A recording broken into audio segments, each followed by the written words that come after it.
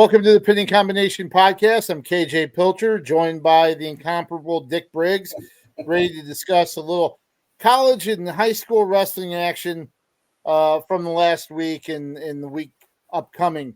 College, we'll talk a little bit about Iowa and Nebraska and the Hawkeyes duels against Minnesota and Northwestern coming up this week.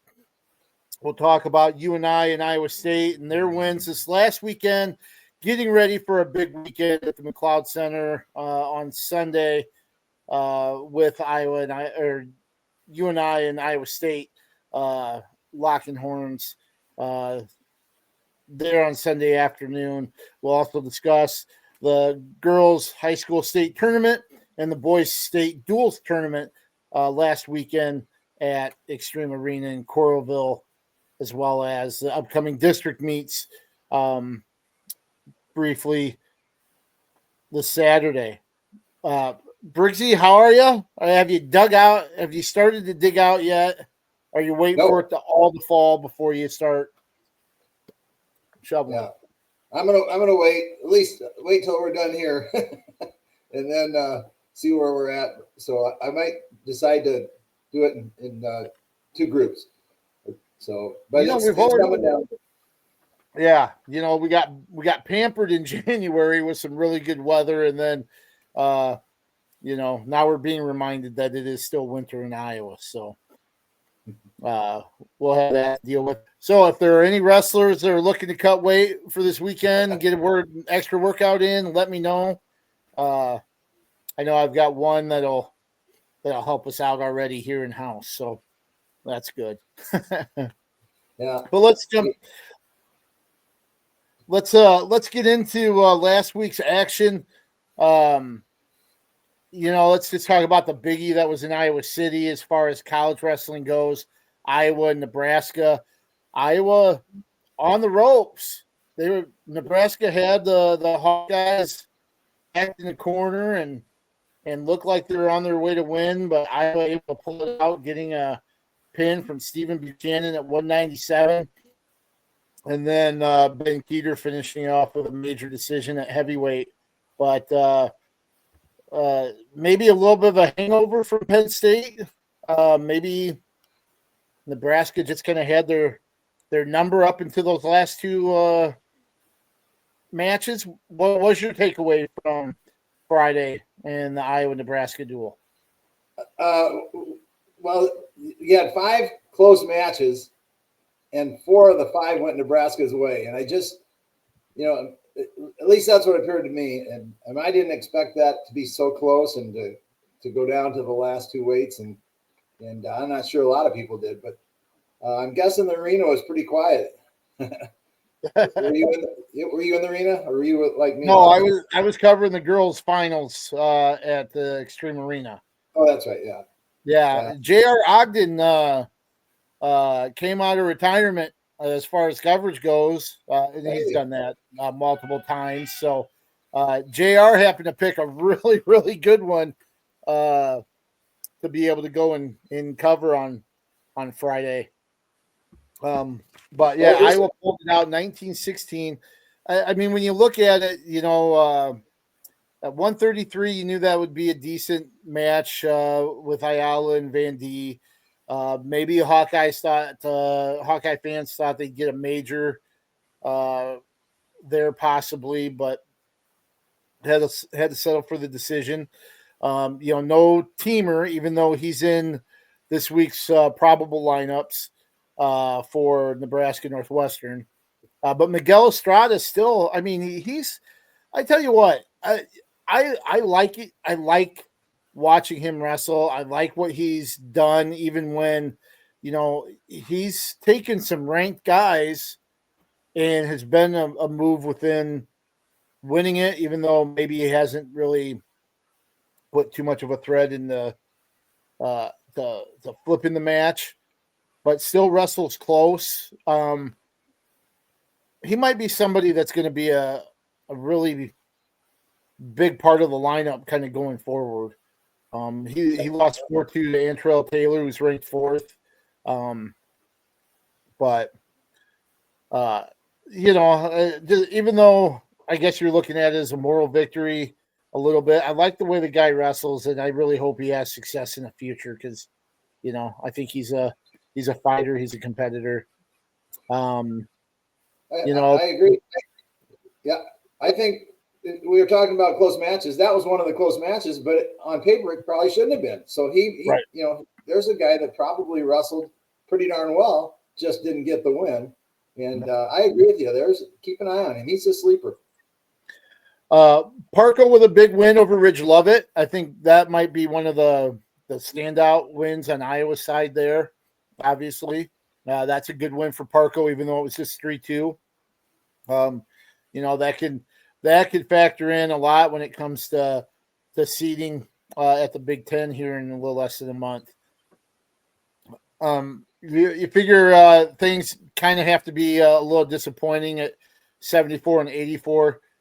Even though Pinto and Allred, those are veteran guys, they're accomplished guys, but dropping both of those 18-11 over Kennedy at 74, and then 4-1-7 victory one Allred over Arnold.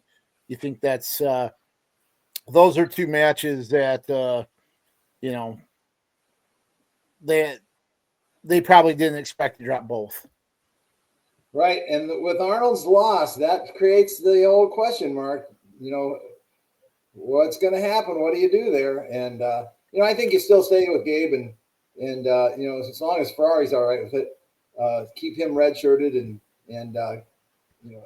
I'm assuming without knowing that Ferrari might have a little bit of an edge on Arnold, at least how he's performed anyway on the mat, and but I don't think it's that big of a gap. So I think you stay with Gabe. With them. Yeah, he'll do all right. And I will say Gabe Arnold is on the probable lineups, or with Ferrari. It's just Gabe Arnold listed for Minnesota Northwestern. However, I have a feeling that you might see Ferrari for the Oklahoma State duel to finish off the regular season. Just a guess. Stab at the dark. They're in the dark. Trying to, throwing something against the wall, see if it sticks, but without any real knowledge, just kind of a stab at, Ferrari being there in the Okie State duel, and then of course Tom Brands has mentioned Arnold's the guy in the postseason. I kind of figured that with the way he mentioned that. Was it last week? After the Penn State meet, or so I kind of figured that as well, KJ, that he would probably likely wrestle against Oklahoma State and then redshirt. So that I don't think you're throwing too much. It's not too dark that you're throwing. Yeah, true. And then of course Stephen Buchanan. I mean, gosh, that's he has just been kind of that consistent contributor performer that you'd hoped he would be, bringing him in through the portal. He's just been one calm, cool, composed guy that's giving you anything you've needed throughout, wins over highly ranked guys, getting bonus points when the team needs it the most. He seemed to have come through, and I would say out of the guys that they've brought in, he's probably been probably the biggest addition thus far. Right, and this is going to sound kind of funny, but 97 doesn't seem that deep to me this year, and this is a compliment to Buchanan. I think because he's done so well, it just makes it look like he's the guy, and whether it is or isn't that deep, and if it's an illusion that he's creating with his dominance or whatever, so good for him.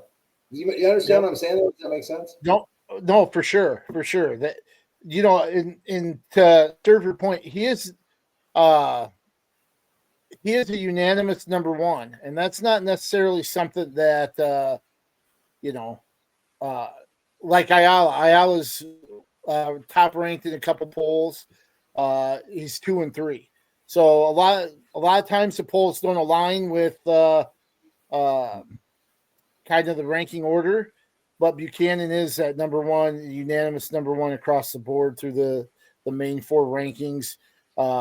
He's 16-0, but it kind of shows maybe it's not too deep, but he's also performed to the point he appears that much far ahead. So I think It's that's kind of important to your point. Kind of like a heavyweight. Yeah. You know, Yeah. is it not that We're going deep to or see. And Keeter coming off a big win, you know, that I think the major decision is the big part of that win there, and something that he needed. But then, you know, you look to build off that, and what you're facing is Gable Stevenson after something like that. And, you know, I'm sure there's a, you know, nothing to lose kind of mentality. You go out there and do your best, but then again, you're facing you know, one of the best wrestlers in college and maybe even in college history, really. Bingo. Yeah, agreed. You know, so what do you got for? Have you looked at the matchups and have you kind of made a guess? I wasn't very close last week, so I'll let you go first. Yeah, you know, just kind of looking at it, it's intriguing because, you know, there are a lot of good matchups. I think Brandon Agam has a solid team. You know, I really think Minnesota is heavily favored in, I'd say three matches. I think they're heavily favored at 25. I think they'll be heavily favored at 41 in heavyweight. I think there are a couple toss-ups. I think 84 is a toss-up that might lean towards Minnesota. I also think, you know, 57. If Teamer's healthy, I think that's good for him. But Tommy Askey has been pretty good. So let's see. Gotta do some quick math in my head here.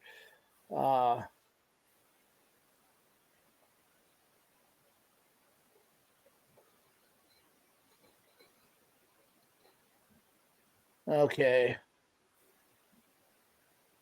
I'm going to say 18-15 in favor of Iowa.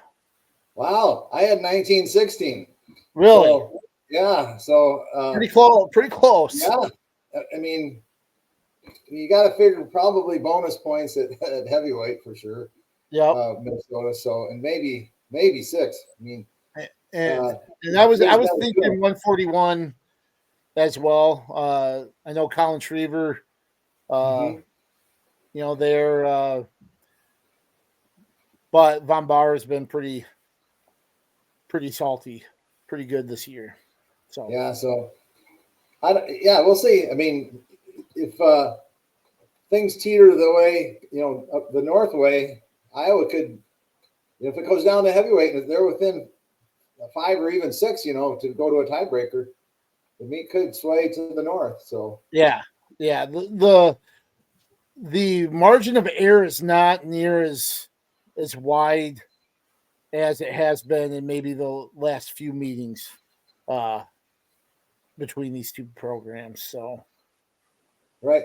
So we'll have some fun meets this obviously this meet, and then the interstate UNI Iowa State meet. I'm going to make a comment on that here. If UNI beats Iowa State, and now we have to go, since Iowa and UNI don't wrestle each other, we have to go to the common opponent, and that would be Nebraska. Well, UNI clearly beat Nebraska worse than Iowa did. That's right. So they could be That's right. Yeah. It would go to UNI, and let's mention that UNI is 4th in the latest NWCA Division I duals coaches ranking. I didn't see that. Nice. That is the highest, and this is according to the UNI Sports Information, the highest ranking in the poll in 37 years. Yeah. So it goes Penn State 1, Okie State 2, Iowa 3, UNI 4, which quite an accomplishment for the Panthers, and just kind of shows just how strong they've been. And one of the things that stands out to me, and I was asked about this on the radio yesterday with Scott Unash and Mark Dukes about the team, and it's like I was thinking about this, and UNI's had some really good individuals and a handful of guys, but I think the mark of this team is how strong their weakest link is. And that's the old phrase, right? You're only as strong as your weakest link. And I think their depth and balance across the board is higher than it has been, to where, that weakest link is stronger than it has been ever before, at least under Schwab. I would agree. Great depth. Good example is this past week. They wrestled North Dakota State, and they had Farber, Happel, and Downey all out of the lineup, and still, North Dakota State's good, but they're not, a top. I don't even think they're top 15 or team, for maybe a top 20. I'm not sure. Anyway, probably not even that. And UNI just, had an easy time, had an easy go. What was it? 33 to 6. Yeah. And, so that's that depth you're talking about. And I agree. So hopefully those three are back for the big in-state rivalry with Iowa State. But Right. And, Iowa State, they've been hampered by injury.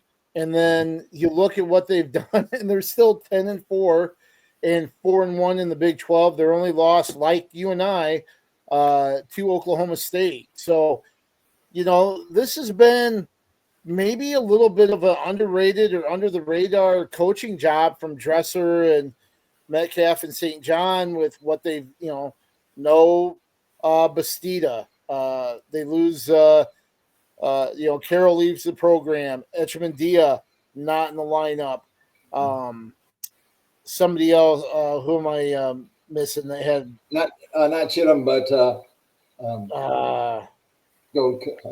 I'm losing. Really fiery 49 pounder. Right. Yep. Here, let me look that up really quick while but you know what I'm saying, that Iowa State, given all the things that have kind of happened with their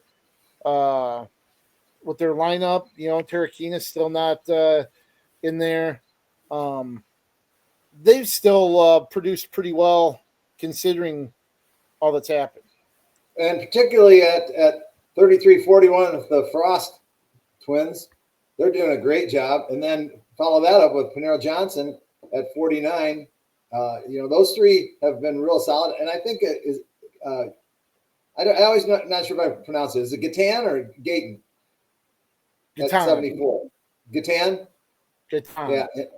Gatan, he's done a good job as well. Sorry about that. But Casey Swiderski. That's Swiderski. Thank you. Yeah. Yep. You mentioned the Frost twin. I think they both have won 10 straight matches. Jacob Frost actually leads the team with 24 victories. Panero Johnson,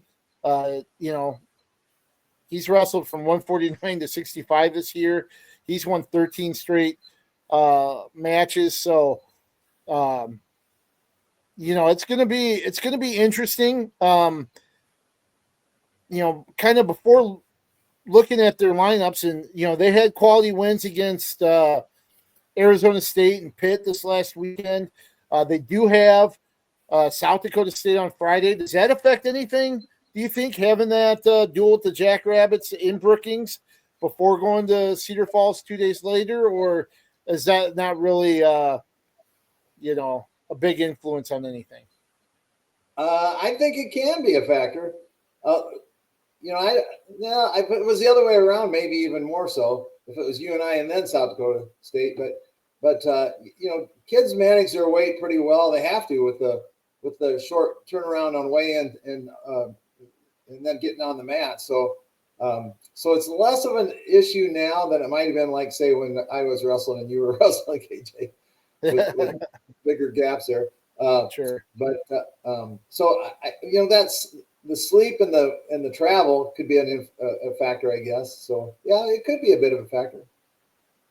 I agree with you though. Dresser's done a great job, and I just always think he does. He's managing the team even throughout all those injuries and all the other issues going on.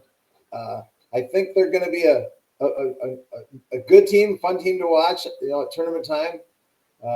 At the Big 12s and at Nationals. And then I think next year, if they get the red shirts approved, I think they're going to be it'll be a tough team next year.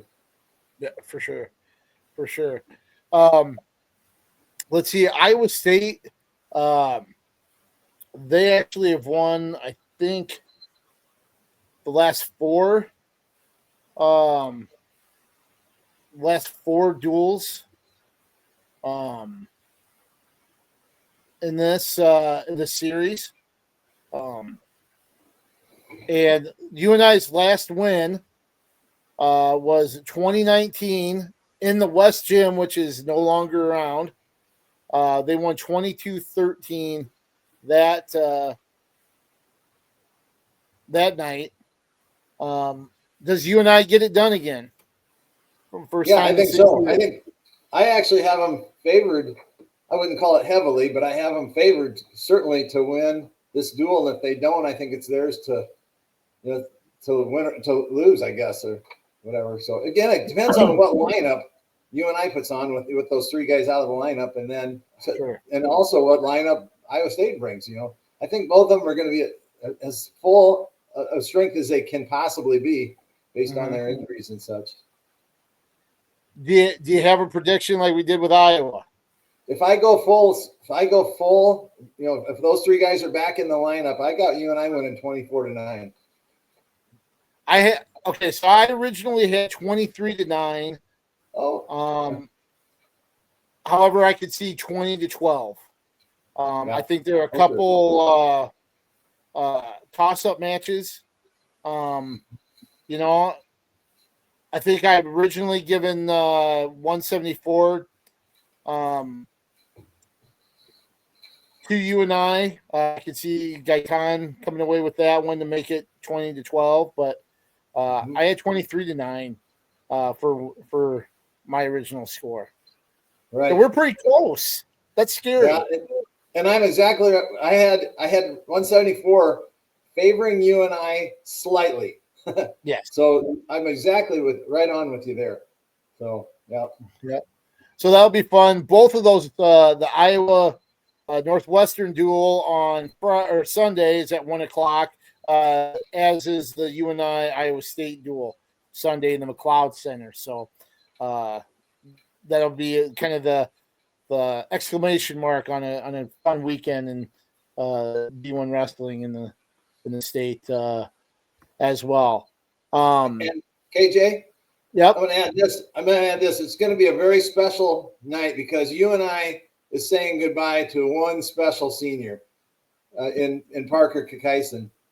His last match wrestling in the at UNI at the McLeod Center.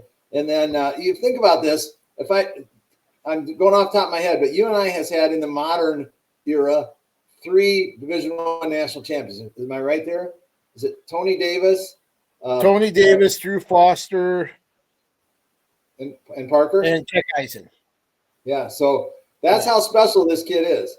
I mean, UNI has an incredible history and tradition, and he's only in a select group right there. So it's going to be a fun night for him, I hope, and he gets the standing ovation that he deserves. The fact that he's gone 3-3-2-1 in his first 4 years. Obviously, this is the extra year that he got, but I don't know if there's been a Panther at the D1 level. You could probably help me out. Davis, maybe, or Kirk. What was Kirk? Kirkmeyer? Yes. Yeah. 4-time medalist, I think. Yeah. Yeah. That's wrong. Yeah. But would you, with your history with you and I, will Parker go down as the best In the modern era? Yes. in the modern era? Okay. If you go back to the 40s when you've got Olympians and Sure. national champs there, now it's so hard to compare. But in my memory, at least of what I've seen, and that's a lot of years, yes. I don't even think it's close. And not to belittle those other guys, but Parker's just been special. Yep. Awesome. Any other anything else from the college level, either D2 or D3? I know the Wartburg women had a big win. They had the D3 National Invitational this weekend. They came away with a team title there. So that's kind of a primer for them heading into the national tournament here, or actually the regional qualifier at Simpson in a short a couple weeks away. They had 14 place winners, got champ from Riwa Chwabo. I'm sure I butchered her name. That sounded perfect. She had a win over Savannah Sistad of Simpson 10-0 in the final there. Simpson finished third overall, right behind Wisconsin Stevens Point, who was a runner-up to Wartburg, and then Cornell finished 22nd in that D3 competition. Right. I'll just follow it up on the women's side with got to watch the William Penn Grandview meet last night on Iowa Public. What is it? Iowa PBS. Iowa PBS. Yeah, Iowa PBS now. And what a meet, man! Oh man, did the women put on a show? There were some high flying moves and some great and entertaining wrestling, and so that was nice. Good.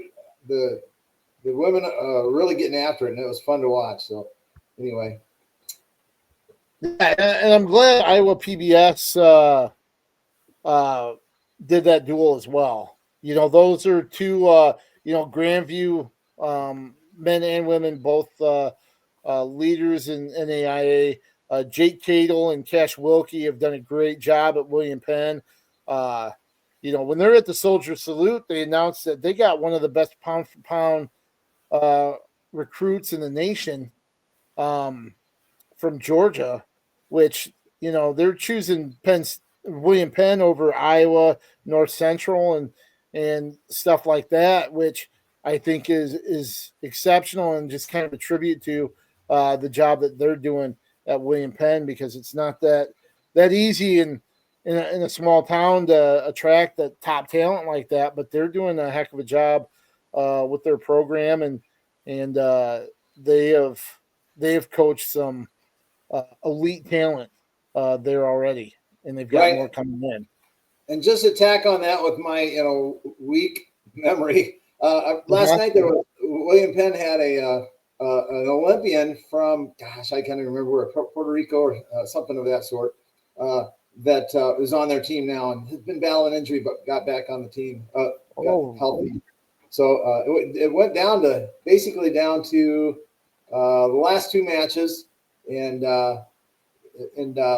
anyway, so it was a very competitive meet, and it was fun to watch. I'll make mention also Upper Iowa finished their regular season dual schedule on Sunday. They defeated Drury 39-6. And that, so they finished the Great Lakes Valley Conference schedule 5-0. They're 12-4 overall. They'll have their conference tournament, conference championships this weekend as well at Lebanon, Illinois, which I think that's where McKendree is. I believe so. Yep. And that's McKendree hosting. Right, and that's a dual tournament. Oh, okay. I didn't realize that. Yeah, and there's six teams in that conference. I think there's 16 teams listed in the conference, but only 6 of them have wrestling, and obviously with different sports, right? And then so Upper Iowa's the number 1 seed, and McKendree's the number 2 seed. So those two schools will have a bye first round and wait for their first round / second round opponent. Have to wait and see what happens there. So it's a good bet that they're going to do that. All right. Anything else on the college side before we touch on the high school? Just a couple of things. First of all, Cornell beat Wisconsin Oshkosh 47-6. Loras beat UD 35-7. And Luther lost to Central 23-15, which probably means Central and Co are going to likely tie for second in the ARC. Co still has to wrestle. Laura still has to wrestle Wartburg because all 3 of those teams have 2 losses, but Loras likely isn't going to beat Wartburg. So anyway, and then and Co still has Dubuque this week. Still has, as we speak, still has Cornell and Dubuque, but Dubuque in the conference. So yeah. Right. So hopefully the snow doesn't postpone or cancel the Bremner Cup. Which is supposed to be this evening. Exactly. So we'll see. We'll see if they're. I know they're pretty determined to get that in one way or another. So hopefully they do. Mm-hmm. But let's transition to high school now. This last weekend, big weekend down in Coralville. You had the girls' state tournament Thursday, Friday, and then the boys' state duals tournament on Saturday at Extreme Arena. Fun 3 days. It really has turned into a fun 3-day wrestling. I call it wrestling extravaganza just because it really is a neat 3-day event. 2 of them rolled into one. It's been pretty exciting and fun with what they've been able to do. Right. And I can't speak as a coach anymore, but I think it's the boys have to be liking the fact that the state dual is 2 weeks in front of the state tournament, where instead of a week behind like it used to be in the old days, and then the day before, which it was prior to moving it to 2 weeks ahead. So the positioning now I think is a lot more favorable to get most of your matches and your meets at full strength with the teams. Now I say that, but then I look at the Albernet and Don Bosco meet, and KJ, maybe you can mention, because I'm a little bit baffled as to what happened with the last 3 weights. It looks like Albernet forfeited the third to the last weight, which meant that they couldn't beat but Don Bosco's. Right. Kind of mentioned this a couple times where, first off, the final round started at heavyweight. How they move the starting weights with each round. So heavyweight started the finals. Don Bosco moved their 215-pounder up to heavyweight to kick things off. Salas got a pin for Don Bosco. Both teams are, moving guys around and trying to get the right matchups and stuff like that, strategizing, and it's a back and forth topsy-turvy duel. Albernet pulls within 1. Don Bosco gets a fall to go up by 7 with 3 weights to go. Now, I think there was a little confusion about what weight they were actually at. I think some coaches saw that it still said 165 on the clock. But when they went to check, people were checking in.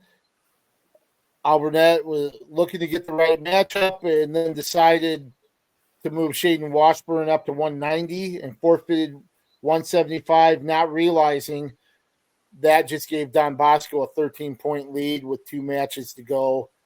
And then, of course, once they awarded the forfeit, there was nothing that could be done. Right.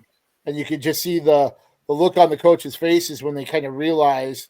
I think somebody realized it a little too late, tried to say something, it had already been done, and then you could just see the expression. Yeah. And then right away when that happened, Don Bosco forfeited the last 2 weights to end it. And I didn't necessarily ask Chris Ortner about it. my assumption is you forfeit, give up the 12 points, you win by 1, you don't take any risk in something silly happening and getting a team point deducted, and that ends up being criteria or something like that. So, I don't think there was any disrespect with the last 2 forfeits, and not wanting to wrestle those guys or give those guys matches. I think it was, hey, we're up 13, take it and run, and that's what happened. But yeah, and I'm going to say this: after they shook hands, Alburnett left the floor, came back. You could see they're pretty disappointed, pretty bummed out. And I'll give a lot of respect to Clayton Rush, because there would be some coaches that, 1, wouldn't want to talk about it, 2, be for a family-friendly term, let's just say they'd be jerks about it. Clayton Rush came out, addressed it, was professional and mature, said, hey, it was coach's mistake and that can't happen. Can't let that happen, in the state championships, and pretty much dealt with it matter-of-factly and directly. And, the thing, it ended strangely, right? Unfortunate ending. I don't know if it would have changed anything. I think the final result, I still think Don Bosco would have been favored in 2 of the 3 matches that were left. I don't think Alburnett, even if Alburnett won 2 of the 3, I don't know if they would have been by falls. I don't think they would have. You never know. But I don't think it would have affected the outcome overall. It's just a shame they didn't have a chance to do it. You know what I mean? Right. Mm-hmm. I agree. So, and I've actually had both of those scenarios happen to me that you mentioned. Really? One wasn't in the state finals, but it was in the regional dual to qualify to go to the state duals. And you get in the heat of the battle, and you're moving and shifting, and things get a little. So I did a shift, put a guy out on the mat. We even started the match and started wrestling, and I don't remember what team we were wrestling. And the coach came over, and said, I don't think this guy is eligible for this weight. And by God, I looked down and he wasn't. And that was on me. And so good for Coach Rush for accepting responsibility there. And his kids are out there just doing what he's asking them to do. And then I've also had an incident where we had the meet one, and if I would have pulled the last weight or 2 and not wrestled him, we would have won the meet. And instead something happened, and the wrestler on the other team came out trying to make something happen. Well, he did, and we reacted, and it wasn't good, and we had points deducted and lost the duel. So in both of those situations. So I understand both scenarios there. But when you hand it to them like that, that's your opportunity. It's gone. So you at least have to, like you said, you want to at least give the wrestlers a chance to go out and, maybe they keep it close. And I don't know if they win it with Washburn and Kanak, is it? Wrestling? I don't know who wins that one. They would have probably been going head-to-head there. But instead of giving 6 to Kanak, now you keep it at 3. Now you get a little bit of buffer in the next 2 matches. Maybe you never know. You got to give it a chance, but it didn't happen. So that's what I was curious. What happened? I did not know that. Okay, that explains it. So that was the situation there. And of course, Don Bosco coming away again with a team title. They're 15th in school history. Kind of knew 1A would be that 2-horse race, right, between those two. Wilton ended up getting third, Jessup fourth, which no surprise there. 3A, no surprise, Southeast Polk came away with a championship. Everybody expected it. It was just a matter of by how much more than, if they would do it. The surprise, I think, in 3A is maybe a mild surprise. Indianola, even though I think I had them predicted to be second. Indianola over Waverly Shell Rock to make the finals. Right. And I'm not as surprised after watching the Battle of Waterloo results. I knew Indianola was a real solid and well-balanced team. In 3A, in the individual tournament, it's Southeast Polk, man. They're heads and above everyone else. And then it becomes, I think, 2 through 6. That's kind of my ballpark. There's any of those teams could really jump in and win a trophy there, which means top 3 get trophies. Is that right? They didn't add a 4th one, did they? No. Since I got out. No, just in the NCAAs. Yeah, that's right. NCAAs, yeah. So, I don't know. It's going to be kind of fun to watch to see who gets second in 3A. Southeast Polk was untested. I mean, they won 54-14 in the finals. So against Indianola, so they're so good. Very much so. And Indianola, that win over Waverly Shell Rock 45-27. Had a tough test in the first round with Bettendorf winning 39-33. And that just kind of propelled them on. Bettendorf came all the way back and got 5th. Waukee Northwest was 3rd over Waverly Shell Rock as well. So those teams were in 3A. 2A, I tell you what, I was so bought into the Walmack schools. Walmack, right? Walmack or whatever. That I thought for sure one of those teams would come through, but man, credit Algona. They are tough, 1 through 14. Not anybody real flashy. I know Tate Slagle's probably a standout there, but they have just got a real steady, consistent flow of competitive guys that come out at each weight, and it showed. Algona going 3-0, beating 3 Walmack teams to get that first state duals title. Right, and I think one thing that kind of upset the tea kettle in 2A was Sergeant Bluff Luton was seeded 3rd, finished 7th, and that kind of makes the bracket unbalanced when that happens. So you kind of, but I agree with you. The Walmack, holy cow, 4 teams in the state dual tournament, top 8. West Delaware had to battle to get to the finals, man. they beat Luton. They did beat Luton 29-28. So, but Winterset. Sorry, I mean Winterset. Yeah, sorry, Winterset. Yep. And want to credit Winterset too. Remember they pretty sure they dealt with a death of a teammate earlier this season. Might have been right around New Year's even. And here they battled back. They were wearing shirts to memorialize their teammate that we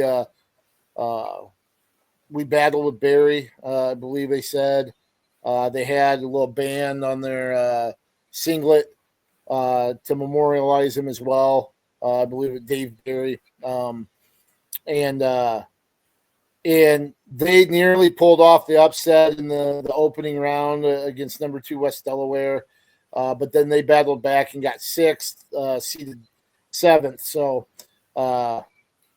good for them. And Coach Ryan Jensen there, they showed a lot of heart a lot of fight, and especially with all they've been through this season. So that was big. A couple other noteworthy items. Independence coach Michael Doyle, he earned his 500th victory when Independence beat Mount Vernon in the consolation on the consolation side. So congratulations to Michael Doyle for that. And then I think if my math was correct, there were like 10 duels. And we knew 2A would be kind of wide open. But I think there were 10 duels that were decided by one match. Wow. So kind of that. Now, some of it's kind of far-fetched. You know, you're looking at, you know, kind of a 12-point swing with somebody giving up a pin. And if they would have gotten a pin, the outcome would have been different team-wise. So that's kind of a stretch thinking that, you know, somebody that got pinned would turn around and get a pin, but it's possible. So fuzzy math there, but there's 10 duels in that bracket that were so close that just reversing one outcome would have changed the team winner. So that tells you a little bit about how competitive 2A is.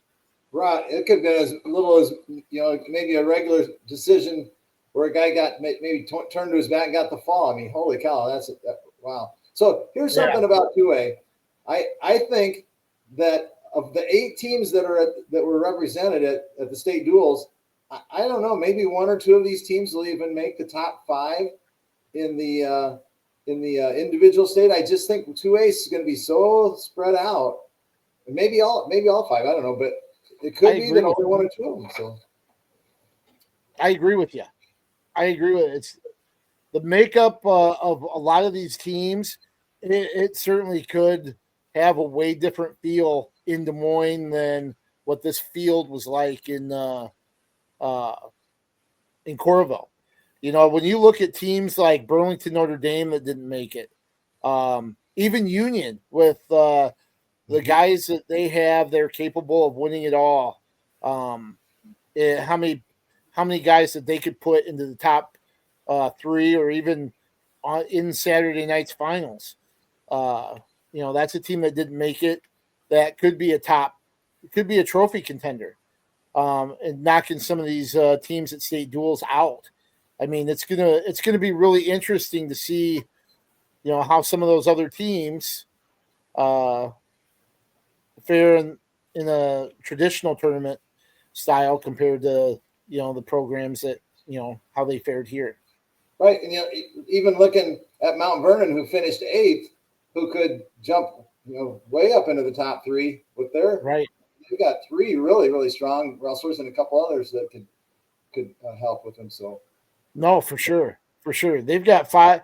You know, you mentioned the top guys. You know, Jace Jaspers, Ethan Wood, Mikey Ryan. Those guys are, you know, could essentially win it all at their weight classes.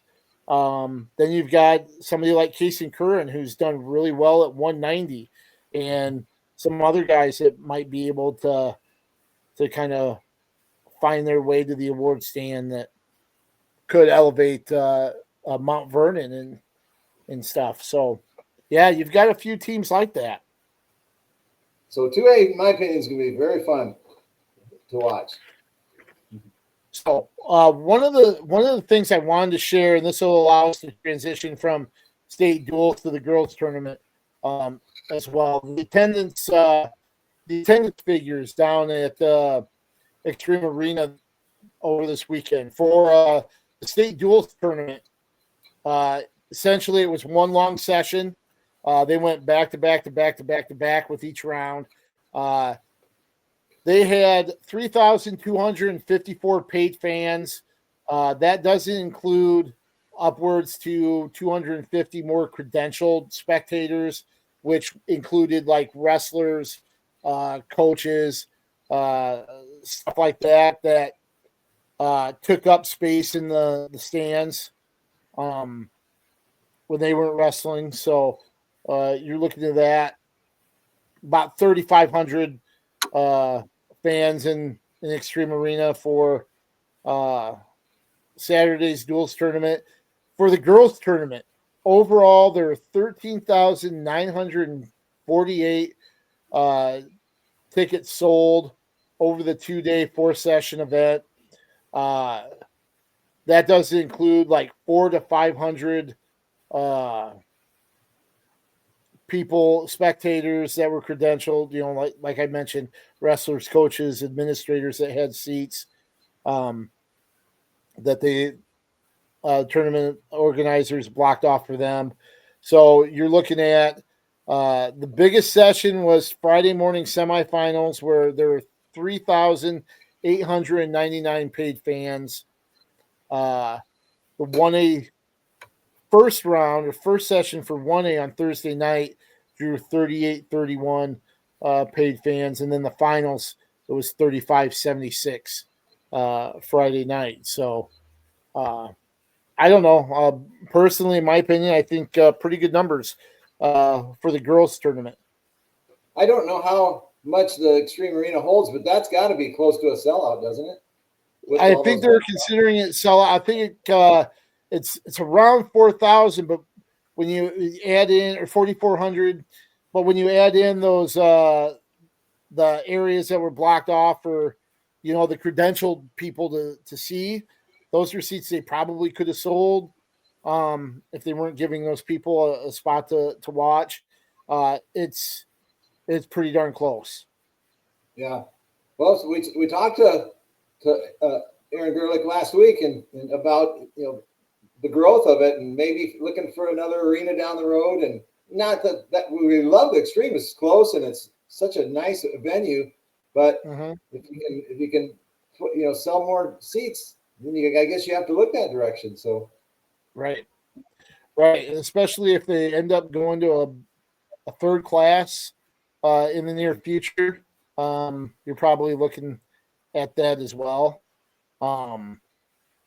So right, yeah, I mean, certainly something to build on there. I mean, it was an exciting 2 days, a lot of great accomplishments. Kind of looking at two of the standouts from the girls state tournament. I think you have to look at Oakland Riverside's Molly Allen. She won her third Iowa Girls High School Athletic Union state title, her fourth overall when you add in the Iowa Wrestling Coaches and Officials Association championship her freshman year. Rena Otterbach she dominated her way to another title. She now has 2 IGHSAU championships. She has an Iowa Wrestling Coaches and Officials Association championship from her freshman year, and she has a state medal from the Iowa High School Athletic Association boys tournament her sophomore year when she placed 8th. Both of those two certainly very accomplished and put caps on very special high school careers. Okay, Jay, can you tell me off the top of your head how many girls actually won a medal at the boys state tournament while they were allowed? I think it's only 2. That's what I thought, just 2. Megan Black, and I believe Megan Black Campion is her married name now, but Mary, she was Megan Black in her time at Ottumwa and Eddyville Blakesburg.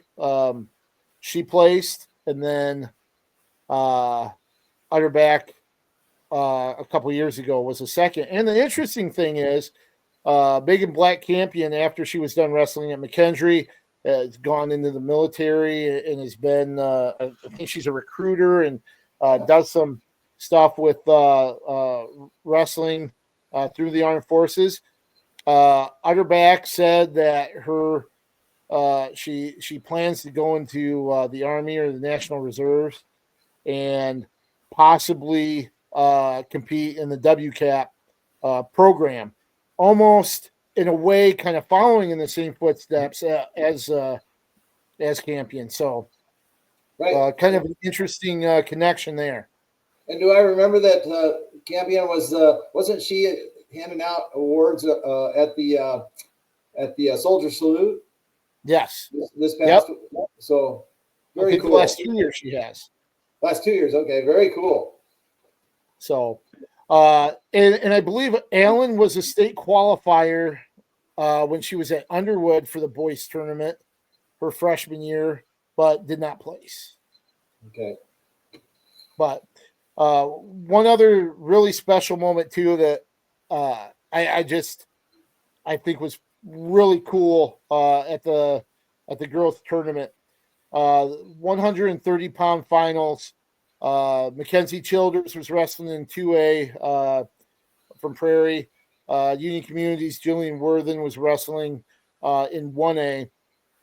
The two of them, they were running the dog bone formation with the mats, and they were in the two center mats right next to each other. They both won by fall in the finals, within moments of each other. When they came off, like after they did their bracket stuff, came off and actually gave each other a hug as they turned and kind of going off the arena floor. And the reason why it's so I think it was so cool is that 2 years ago both were state champs. The first year of the sanctioned tournament. Last year, Worthen was upset. Ended up finishing, I think fifth or sixth. I think it's fifth. Childers won her first two matches last year, suffered a concussion in the win or second win, and then had the injury default out of the tournament. Didn't even have a chance to defend her title. And they go from being state champions as sophomores, not winning it, not even getting in the finals last year, and then finishing their high school careers on top. You could tell it meant a lot to both of them when they shared that moment, and I think that was pretty cool for them to go out the way they did. Right, and I'll add on to Childers. She had quite a recovery and rehabilitation. It went well into the summer and in the fall, and so she had a huge mountain to climb. And she's been, as I'm sure a lot of the young ladies have been wrestling since she was tiny, through the clubs and through the different youth tournaments. And so her skill was there. It was just a matter of being able to, for me, in my opinion, to be able to just get everything right with her concussion and that recovery, and so that she could get back out on the mat, because she's a very talented wrestler. I would not be surprised to see her wrestling somewhere in college either. For sure. Just want to mention too, some of our area wrestlers. Mount Vernon's Libby Dix. She won her second straight state title. Her third appearance in the finals. I want to say she might have wrestled Naomi Simon in the finals her sophomore year. Can't quite remember, but she finished off her second title, and then she was pretty happy, and she was pretty emotional talking to her afterwards. Not so much, I mean, yeah, for the two titles, but Mount Vernon ended up finishing second to East Buchanan. Their first team trophy in girls wrestling, and you could tell how much that meant to her to be a part of that, to be a part of the five medalists that Mount Vernon had to earn their first team title, or not team title, their team trophy in the 1A tournament there. And of course, East Buchanan, they got a championship from Brooklyn Graham. 2 years ago, she was at 170, was a place winner. Last year, she was at 190 and placed. This year, back to 170 and healthier. She was injured last year, which I think that's the reason why she had to bump up a weight.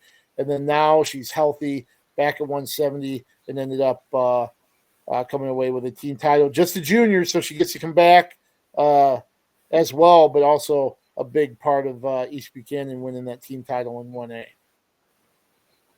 Yeah, nice showing by both East Buchanan and Mount Vernon to go 1-2 in the team race. Yep. In Class 2A, Childers coming away with a championship. Kudos to Ella Brown. She capped her high school career with an appearance in the state finals. The actual first finalist from the Cedar Rapids Community School District schools, which is Jeff Kennedy Wash. Chloe Clemens was a titleist at the Iowa Wrestling Coaches and Officials Association. This was the first finalist from the IGHSAU tournaments for her and Kennedy. So something Cedar Rapids Community School District can be proud of as well. Right. Chloe Clemens is now the head coach at CPU. And Chloe Lloyd. Yeah, Lloyd. Yeah, sorry. I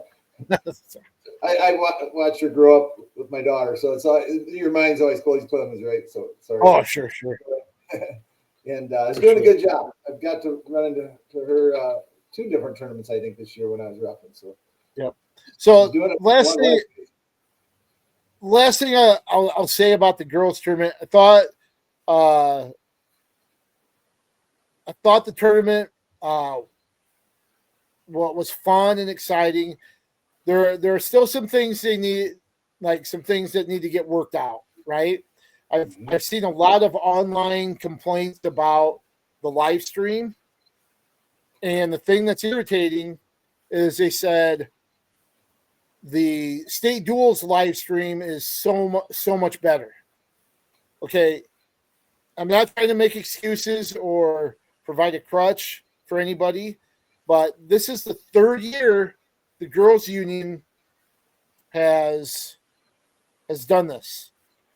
There are going to be some growing pains. There are going to be some improvements that continue to go.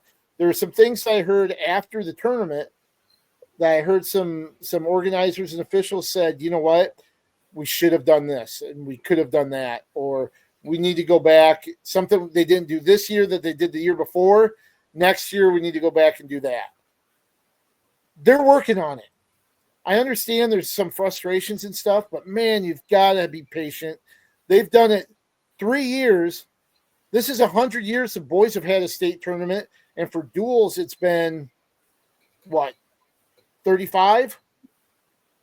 Yep. Mm-hmm. So of course they're going to be a little more well-oiled in what they're doing. I thought the tournament was good live. There are a lot of things that, sure, they're going to go back to the drawing board and fix, but I think there's people were being overly critical and downright bitchy about certain things that, man, you've got to be a little more patient and understanding that this is a work in progress. And after 3 years, it's not going to be perfect. And it's not perfect for the boys' side by any means. But, just kind of be understanding and supportive a little bit. And I didn't watch it because I was working the meet this weekend. I was roughing, and so I wasn't able to watch it. But I haven't read anything online. I'm not privy to that other than what you just said. So my comment is this: how many of those people bitching contribute to Iowa public broadcasting? Yeah, I'm waiting. None. Waiting to hear from you. Yeah, you can go ahead and buy a streaming service, and then when it doesn't provide, which they don't, they have glitches too. Now you can be mad because you're paying for it. Right. You listen to a free service. Yeah, I get the frustration. You want to watch, and you're watching your schoolmate or whatever, and So I agree, KJ. Back off. Let them grow. We saw that. Aaron said and that. I'll admit, there are some things where I'm a problem hunter, not a problem solver. I'll point out problems to a lot of things and not have a good solution as to how to fix it. But it just seemed like there were a lot of people that were upset about the live stream more than anything. And it's like, boy, of all the things, yeah, I understand the frustration, but let's not go so far as to say there aren't people that care, that they don't care about the sport, that they don't care about the event and the athletes and the families, because that's just not true. Yeah, go back and look at our last podcast. For sure. She commented on that. So they're the Iowa girl, they're so into that, and I love it. So give them a chance. So really quickly, the boys districts are coming up this weekend, all three classes. 8 districts for Class 3A. The top 3 qualify for 2A and 1A. There are, I believe, 12, and the top 2 qualify there for the 25-man brackets at state. Just kind of looking at some of our area districts in Class 3A. Cedar Rapids Jefferson will host 3A district with Burlington, Clear Creek, Amana, Davenport West, Dubuque, Hempstead, Senior, Fort Madison, City High, and North Scott. Waverly Shell Rock, they will host Cedar Falls, Iowa City West, Linn-Mar, Marion, Mason City, Waterloo East. Waverly Shell Rock, of course, is ranked number 7. And then Xavier also in the field. The thing that stands out at Waverly, the top 3 teams of the MVC and Waverly all in one place. Yeah, I mean, I was looking at the assignments, and a few things stick out to me. One, there's 9 teams at the Cedar Rapids Jefferson district, 8 at all the others. Do you know why that is? I don't. I found out, and I inquired a little bit. Evidently, Xavier opts to wrestle up in 3A, which I didn't know you could even do that. And because of that, that puts 65 teams in. So, evidently when they've done that, and when Xavier's not in the top 64, that makes 65. So there's been a district with 9 teams in it. Oh, there's the Cedar Rapids Jefferson district. There's no other Cedar Rapids or Marion area team in that district. I mean, Marion's, Linn-Mar, Xavier, Prairie, Right. Kennedy, Wash, they're all in a different district. So very unusual. Wow. So yeah, in that Waverly district, I was joking with some Iowa City West guys at the that were there to break down at Extreme Arena in Coralville. We're joking about the district assignments and said there's some teams that are going to be traveling south that you're going to be passing that you can kind of wave at as you're going in different directions to your district sites. That I think is kind of funny. Yeah, I remember one time 7 teams drove by Prairie to go to Iowa City, and Prairie went somewhere else. Western Dubuque. I think I remember that year. I think they went to Western Dubuque. Oh, yeah, there you go. Some of the other metro schools, Cedar Rapids, Kennedy, Washington, and Prairie will go to Marshalltown, where you have Ankeny, number 4, Indianola, who we mentioned finished second at the state duels. Marshalltown, of course, the host with Norwalk and Waterloo West. But, the one thing I kind of noticed, even with some of the tough assignments, with the 3 qualifiers, it just doesn't seem like you have that scenario where you only have so many top guys battling for 2 spots, right? I mean, Waverly Shell Rock, a couple of their tough weight classes have 3 ranked wrestlers, but there are 3 qualifying spots. So it seems like there isn't that scenario where maybe one of the better guys are going to be left home unless there's some first round upsets.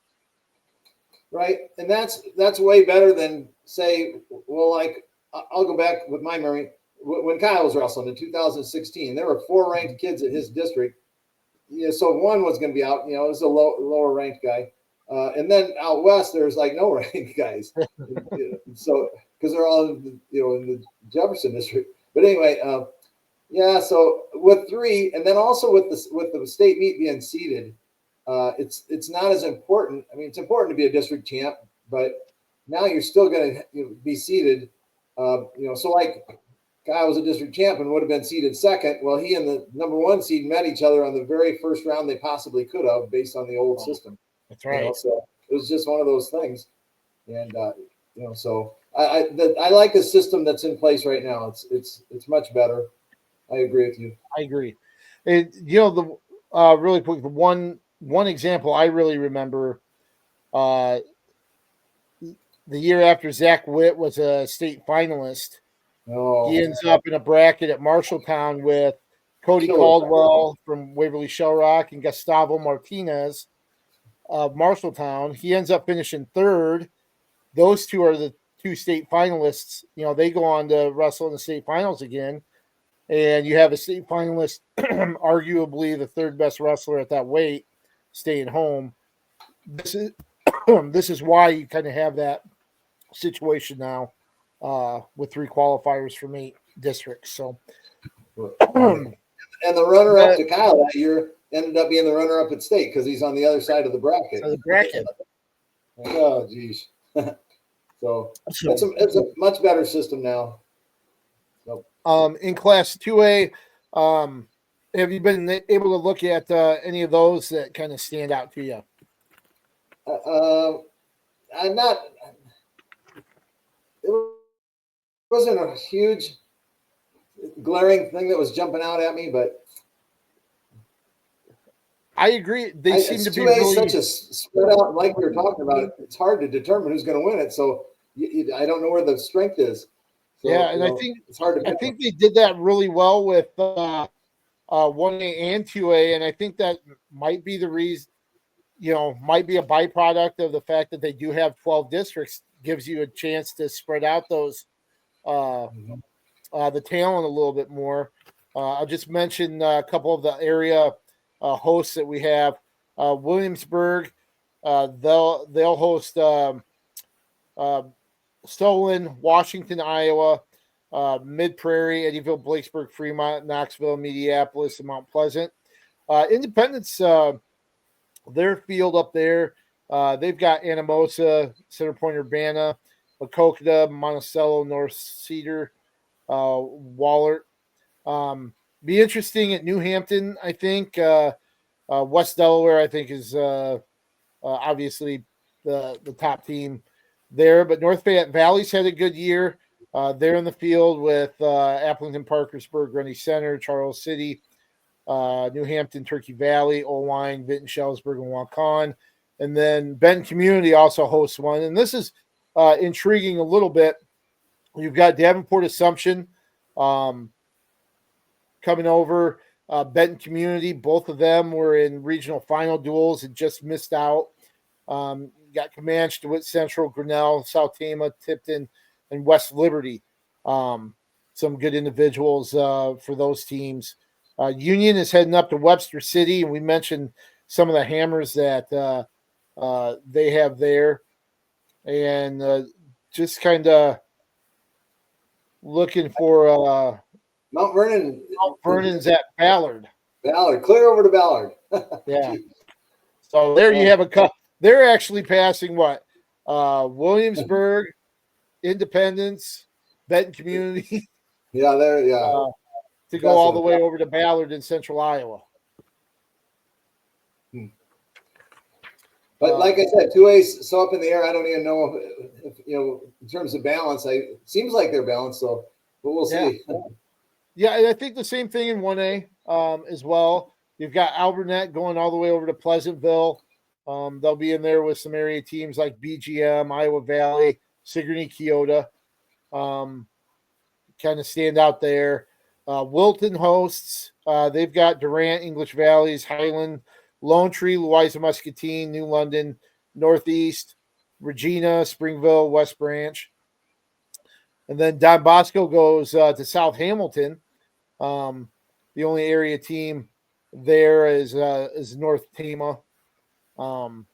But you go to South Hamilton and ACGC, which is I think all the way over in western or even southwest Iowa coming to that.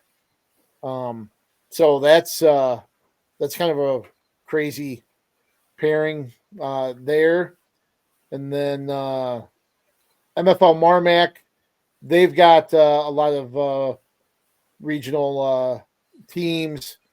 Beckman, Bellevue, Cascade, Clayton Ridge, Mac Valley, Midland, Nashua Plainfield with Coach Frost, Postville, Sumner, Fredericksburg, who has a few really good individuals there. Lisbon and Jessup will head to Colfax Mingo. So, like Alburnett, those two teams heading west. KJ, I was listening to the broadcast of the Nashua Plainfield. I don't even remember who they were wrestling for. I think 7th and 8th in the duels. Just the end of the meet when I was traveling on Saturday afternoon. And I believe this is Coach Frost's last year, I think, up there. Really? They're mentioning that this was his last duel.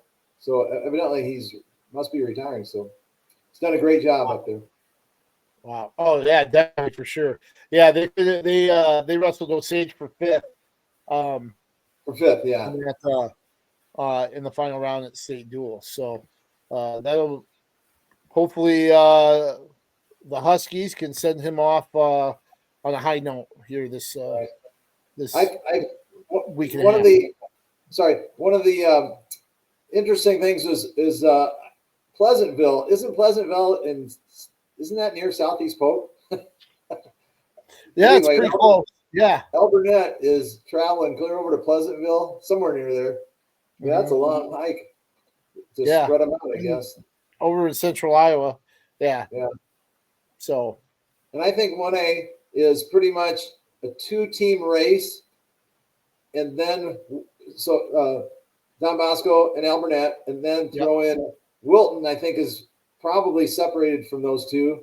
But I think they're clearly in 3rd. And then after that, it's, another step down. So to me, it's like 2-team, then Wilton might be able to sneak up there, and then the rest of the field. Yep. Then you've got a bunch of teams like Jessup, Osage, Nashua Plainfield that could all, depends on who gets hot on the right time and how many qualifiers you get down there.